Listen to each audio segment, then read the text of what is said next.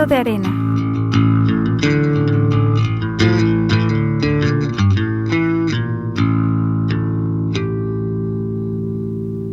Hola, ¿qué tal? Bienvenidos al Libro de Arena. Mi nombre es Ana Arias y en el programa de hoy hablaremos sobre autoras mexicanas por la conmemoración del Día de la Mujer en el mes de marzo. Yo soy Eduardo Tena y sí, vamos a estar hablando de autoras mexicanas en conmemoración, precisamente para hacer esta labor de visibilizar a algunas autoras que todavía no han recibido la suficiente presencia que se merecen. Eduardo, ¿tú has leído autoras mexicanas? Sinceramente muy pocas, pero precisamente por eso vamos a hacer esto.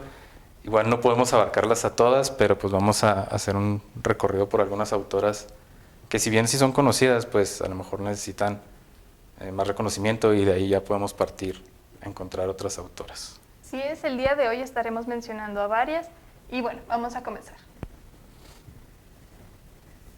Y la primera sería Pita Amor o Guadalupe Teresa Amor, más conocida como Lupita Amor. Nació en 1918 en Ciudad de México, mismo lugar en el que falleció en el año 2000. Fue poeta, escritora y modelo para pintores, entre los cuales destaca Diego Rivera. Sus poemas abordan los temas de la soledad y Dios.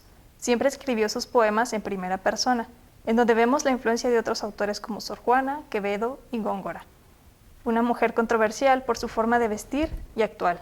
Hasta dicen que en el paseo de la colonia Roma golpeaba a las personas que se le acercaban con un bastón. A continuación, compartiremos un poema de Pita Amor que se titula Cansada. Cansada de esperarte con mis brazos vacíos de caricias, con ansias de estrecharte pensaba en las delicias de esa noche, pasada y ficticia. Bueno, ¿qué te pareció, Eduardo? Pues la verdad creo que no me hubiera gustado toparme con ella, paseando en Reforma, para No, recibir dicen bastonazos, pero que sí. era un personaje. sí, se nota. Y no sabía lo de que era modelo también para pintores, o sea, de esas que posaban así como hacia el frente en un podio para que las pintaran. Sí, así es, sí fue modelo para varios pintores. Pero también dicen que dibujaba, bueno, pintaba. Y sí hay algunas pinturas suyas, claro que no son pinturas profesionales. Uh-huh. Ah, ok. Pero pues tienen una cierta fama por su estilo, diría yo. Uh-huh. ¿Por qué? ¿Cómo son? Son pinturas simples, pues para nuestra audiencia, búsquelas en internet, ahí están todas, me parece que incluso hay algunas que están expuestas en Ciudad de México, pero sí son pinturas pues bastante simples. Sí, bueno, yo la verdad la conocía más por el lado de poesía, por eso sí me quedé así sorprendido cuando dijiste que era pintora y modelo y todo. O sea, sí estaba muy involucrada en el arte entonces. Claro, también, bueno, en sus poemas se habla mucho de una cierta, se habla mucho de la naturaleza y también tiene una cierta, ¿cómo decirlo? Como una fuerza. Uh-huh. Y parte de esos poemas pues se hicieron populares precisamente por esa fuerza. Incluso dicen que en cuanto le llegaba una idea, ella lo escribía, ya sea en una servilleta. Me parece que hay un poema suyo que lo escribió con un lápiz labial. Ah, creo que sí había ido algo así, o sea, de una autora que haya hecho eso, entonces es Lupita Amor. Así es. Sí, leanla, Lupita Amor tiene muy buenos poemas. Yo la conocí así como poeta más bien. También buena. Hay muchos videos de ella leyendo sus propios poemas. También hay un video maravilloso en donde se le rinde un homenaje y ella es invitada. Y bueno, fíjate, me parece que fue en la UNAM, en donde le solicitaron invitarla para hacerle un tributo. Y ella dijo, bueno, sí, pero quiero una corona, quiero que suene esta canción y que caigan pétalos de rosa. ¿Es en serio? Ajá, es en serio. Sí, ¿Y sabes qué dijo la UNAM? ¿Qué dijo? Que sí. Ah, pues claro, ¿cómo no? Sí, era todo un personaje entonces. Claro, entonces pues puedes encontrar este video en YouTube. Ah, sí está, o sea, está el video con toda esa representación y la caída de flores. Sí, maravilloso. Sí, lo voy a checar. Bueno, yo te voy a contar, les voy a contar entonces de una autora mexicana que yo no la había escuchado, sinceramente, hasta que me puse a hacer esta investigación, pero fue un muy buen hallazgo. Su nombre es Gabriela Rábago Palafox, un apellidos un poco extraños, un poco convencionales, igual que las cosas que escribía. Bueno, voy a platicarles de escritoras entrando con la ciencia ficción y la literatura fantástica. Y bueno, en un ensayo titulado, quizá quiso decir escritores mexicanos, escritoras de literatura fantástica y ciencia ficción, Gabriela Damián Mirabete, autora para la revista digital universitaria de la UNAM, relata una anécdota breve donde en una conferencia un varón del público le preguntaba en un tono ciertamente desafiante ¿por qué los grandes narradores de la historia han sido todos hombres? ¿Por qué no hay grandes narradoras? Preguntas de las cuales la autora defirió, por supuesto, y los géneros de los cuales se valió con especial interés para corregir el rumbo de la idea de sobre las grandes narradoras fueron la literatura fantástica y la ciencia ficción. Porque, como ella misma mencionaba, la literatura fantástica o la ciencia ficción especulativa escrita por mujeres implica verdaderas transgresiones. Transgresiones a los cánones, a lo que los hombres admiraban de otras escritoras, por entrar todavía eso en el rango de lo que ellos esperarían de una mujer de letras. Es así como nos introduce, ya desde otra perspectiva, a una lista de autoras que van desde nombres reconocidos, como el de Mary Shelley, pasando por nombres que apenas están alcanzando la visibilidad que merecen, como el de Amparo Dávila, hasta desembocar en nombres que continúan en batalla para salir de las sombras de la hegemonía en las letras.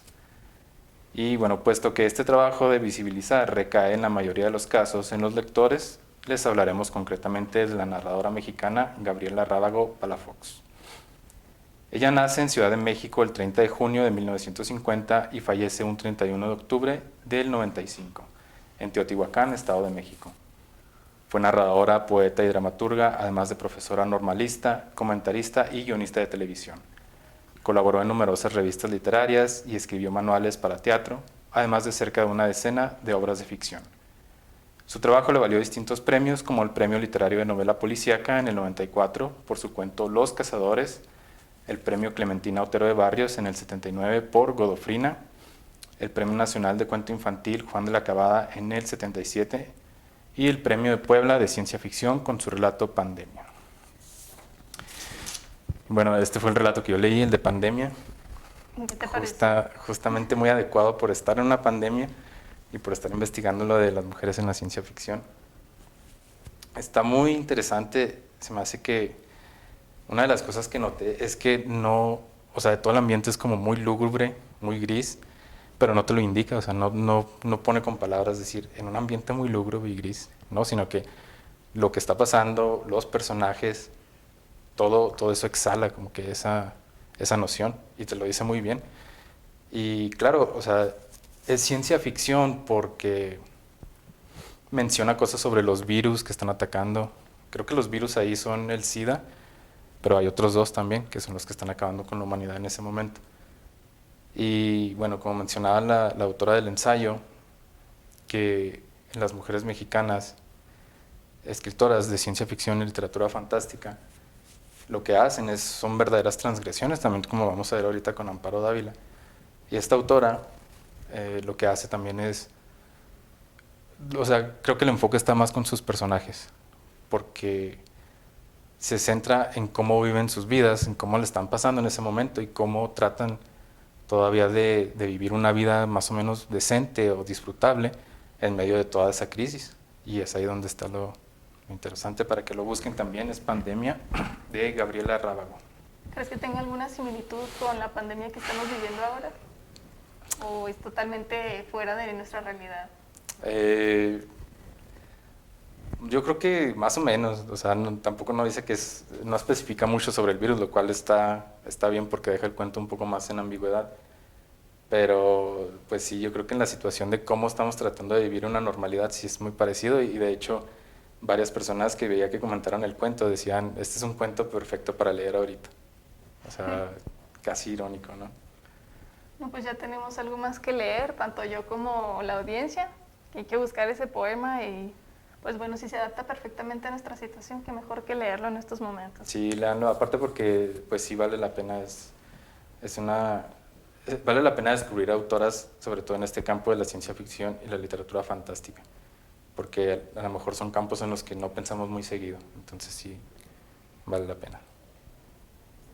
Bueno, pues muy interesante esa autora, búsquenla. Definitivamente nos hace muchísima falta leer más autoras mexicanas, mujeres, porque están muy perdidas. Bueno, a continuación vamos a hablar de otra autora que es Enriqueta Ochoa.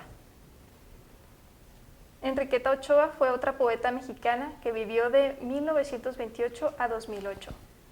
A la edad de 19 años, en 1947, publicó su primer poemario, La urgencia de Dios.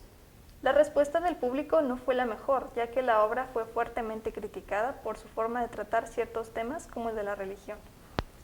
13 años más tarde escribió El desierto a tu lado, en donde tomó inspiración de su situación sentimental de recién casada y madre primeriza, y de los paisajes de Marruecos, lugar en el que vivía en ese momento.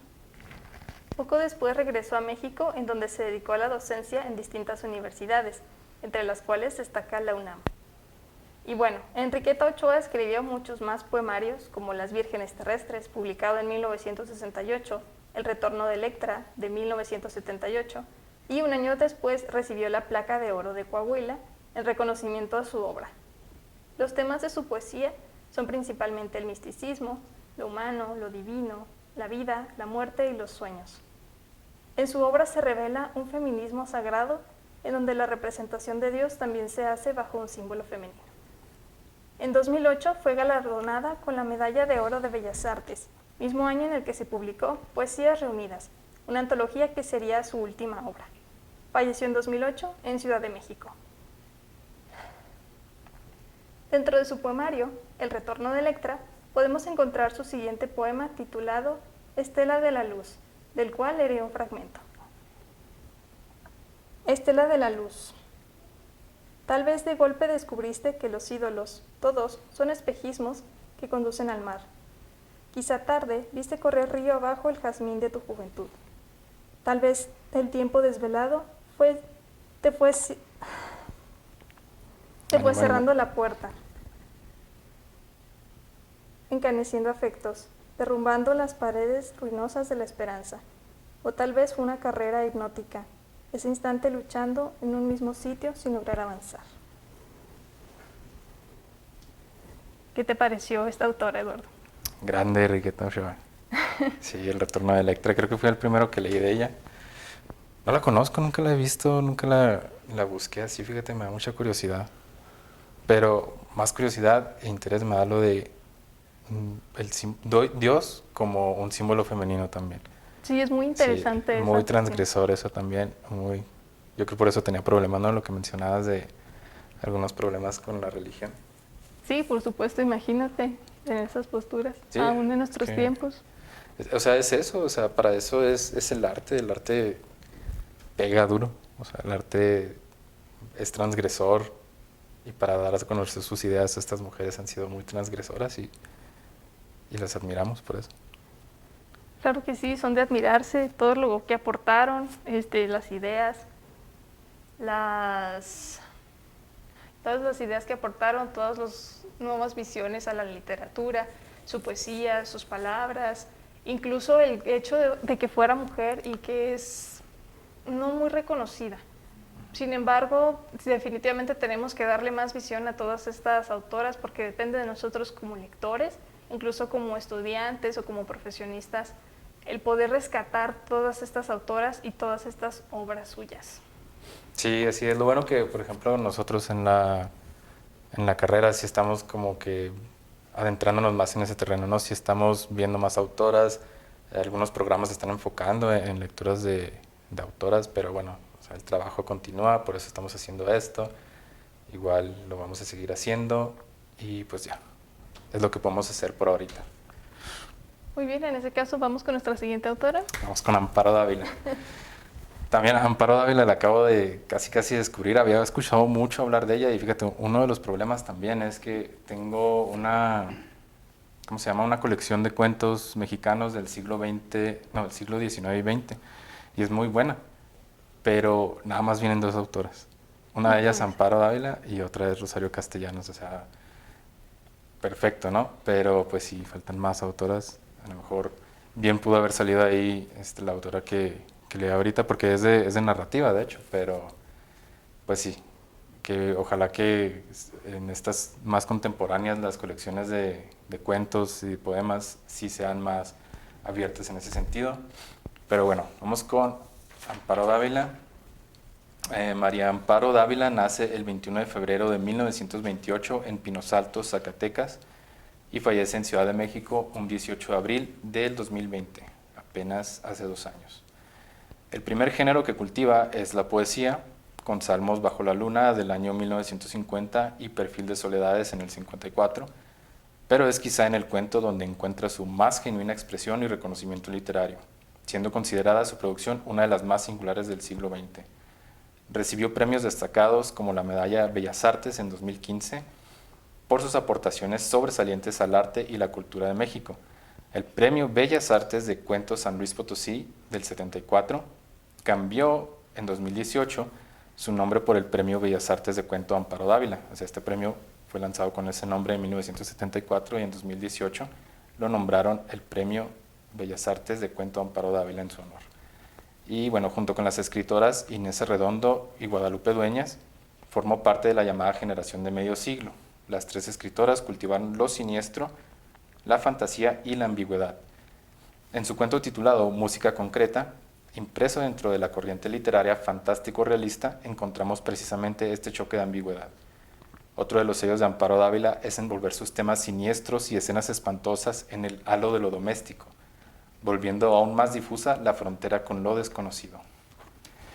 Y sí, es una de las cosas que tiene Amparo Dávila y que me di cuenta con el primer cuento que leí, que fue ese Música Concreta, es que como que te tiende una trampa. A mí se me figura que te está tendiendo una trampa, precisamente porque está envuelta en esa cotidianidad, no sabes a dónde va a ir, no te avisa nada. O sea, ese cuento se trata de los protagonistas son Marcela y Sergio, me parece que es Sergio el hombre. Y Marcela está teniendo unos problemas y va con su amigo Sergio y se los cuenta, y todo va normal, hasta que de repente Marcela habla de esta persona con la que tiene un conflicto que le está causando los problemas, y ahí es donde entra lo fantástico. Pero no lo tomas así precisamente porque dices, no puede ser, pero conforme te vas acercando al final del libro, ahí es donde pisas la trampa precisamente y te agarra de golpe. Y me parece que todos los cuentos de Amparo Dávila así son. Wow, así que vale muchísimo la pena, en serio, léanla. Y pues bueno, Amparo Dávila creo que es alguna de las pocas que sí han recibido el reconocimiento que merecen, porque no solamente por lo de la mención de que el premio ahora lleva su nombre, sino de que cada vez se están haciendo ya más, ya se están, ¿cómo se dice?, volviendo a elaborar sus libros para sacar sus antologías, se están recuperando. Entonces, pues es parte de la labor, ¿verdad? Pero sí, léanla, es muy buena. Claro, qué bueno que se esté recuperando, sobre todo que esta autora es, creo que de las más recientes, de las que vamos a hablar hoy al menos. Falleció hace ya casi 2 años, en abril se cumplen los 2 años. Entonces, pues sí, también nos toca rescatarla. Y bueno, pues entonces si es algo reciente debe de haber mucho material en internet. Tal vez incluso hay videos que podemos encontrar de ella. Sí, me parece que sí, pero haciendo lecturas no estoy seguro, se me hace que hay entrevistas o algo así, pero igual sí tiene que haber. Sí hay, porque como dices, es muy reciente, sí tiene que haber más material.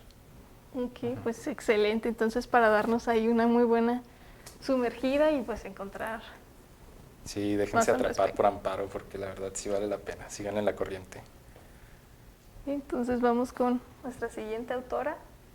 Y bueno, ahora vamos a hablar de una autora chihuahuense, conocida que es, por supuesto, Nelly Campobello.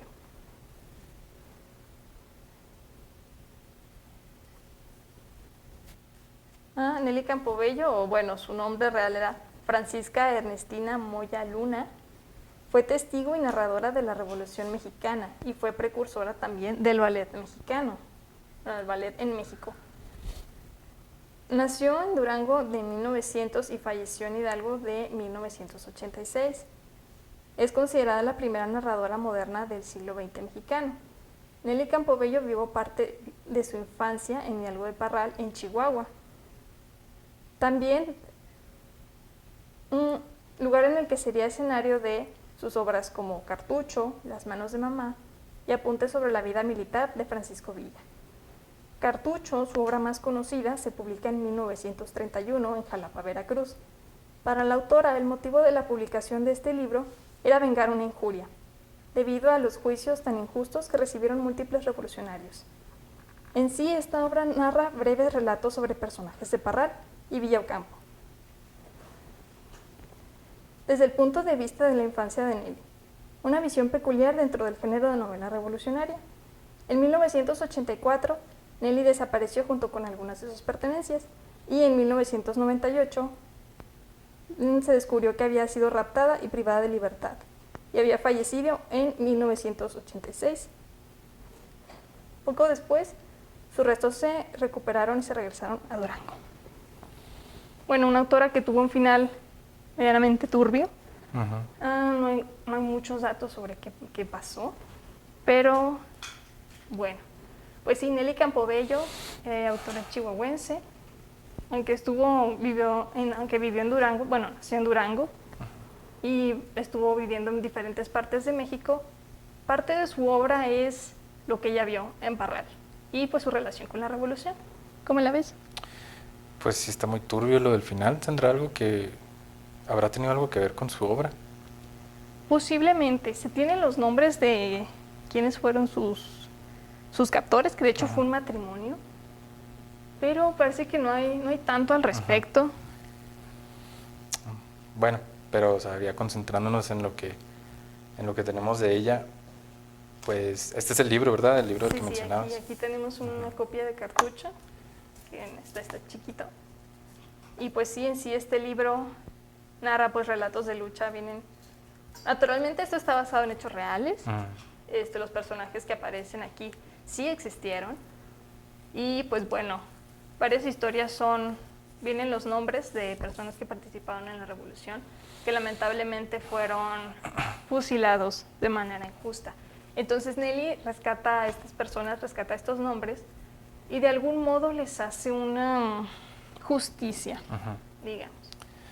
Sí, se me hace bien interesante cuando pasa eso porque, bueno, también como nos leemos literatura, pero en este caso es una mirada muy especial porque como dice en otros los libros de ahí, cuando ya la visión de la mujer entra en la historia, vemos que puede llegar a ser muy diferente, entonces me imagino que ha de ser una visión muy fresca bueno, no fresca, a lo mejor diferente y sí nueva para muchas personas, lo que esta autora tiene que narrar ahí sobre la revolución.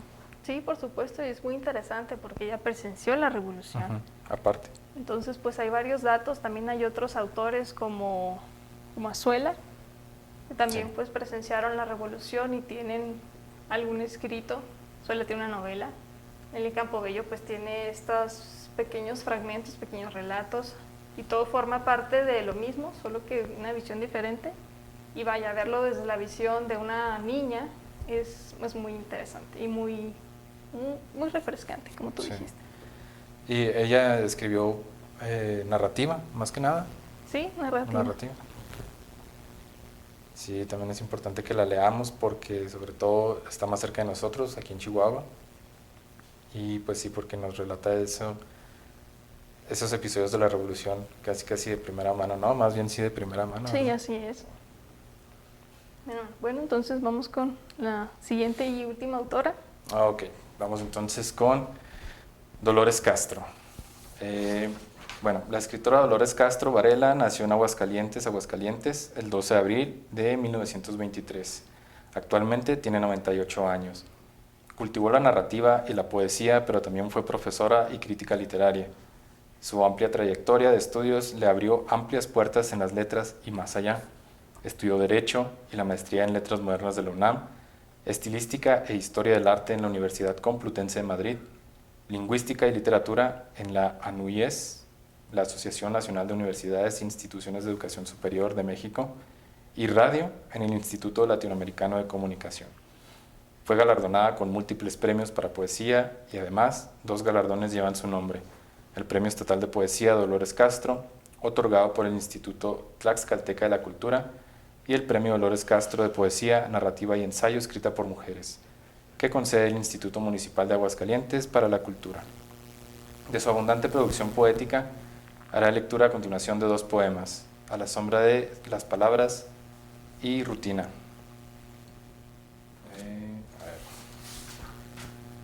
Bien. A la sombra de las palabras. A la sombra de las palabras que se duermen en la lengua, oigo correr el agua, que se recoge en cada cosa y pasa. A la sombra de las palabras que se duermen en la lengua, bebo hieles colmadas como fuentes pasajeras. A la sombra de las palabras crezco como luz que de la noche despierta. A la sombra de las palabras encuentro mi ascendencia. ¿Quieren leer el otro? No, De rutina está ya. rutina, dice. Que habrán acostumbrado los pájaros tomar impulso y luego el aire, ese poder de las alas tenidas sobre el cielo, la soledad del medio. Se habrán acostumbrado o irán sintiendo solo el frío, el calor, el rumbo que tomar, la necesidad del alimento. ¿No sentirán la hermosa fuerza del aire que se suspende entre sus alas en medio de la fragilidad y con respeto? ¿Se habrán acostumbrado los pájaros al vuelo?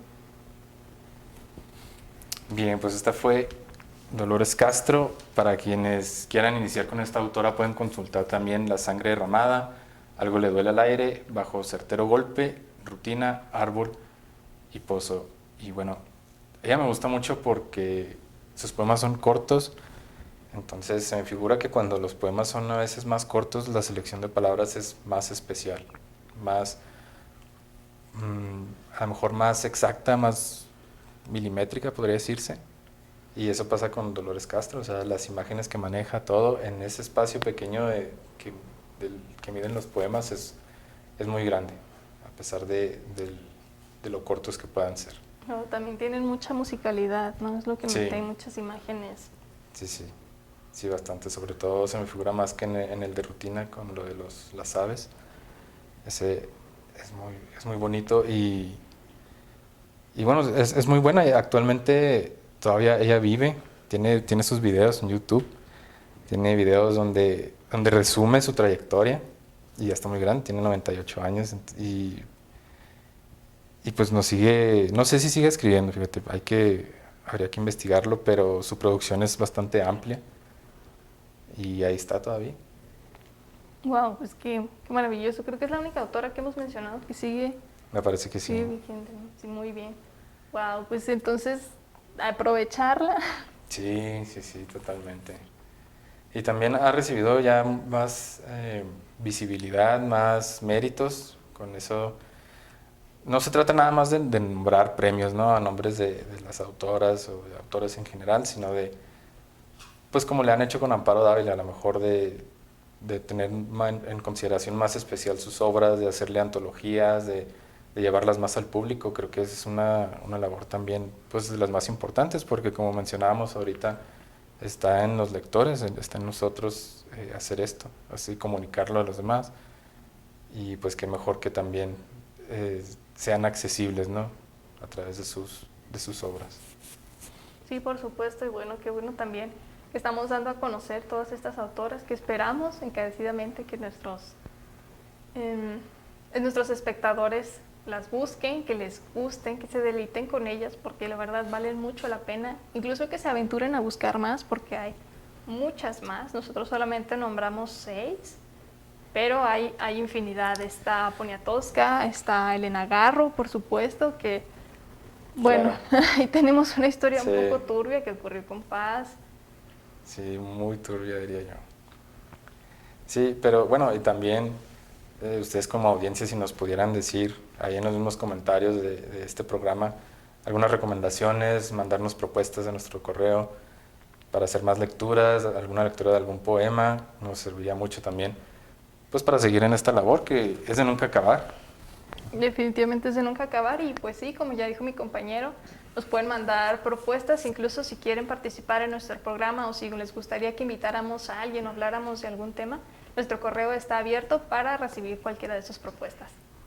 Sí, escríbanos a ffil.elibrodearena@watch.mx, si está bien, ¿verdad? Sí. Bien dicho. Y pues bueno. No, pues entonces esto sería todo por hoy. Muchísimas gracias por habernos acompañado. Esperamos que este programa haya sido de su agrado y que les haya aportado algo nuevo. Sí, muchas gracias y nos vemos en el siguiente episodio.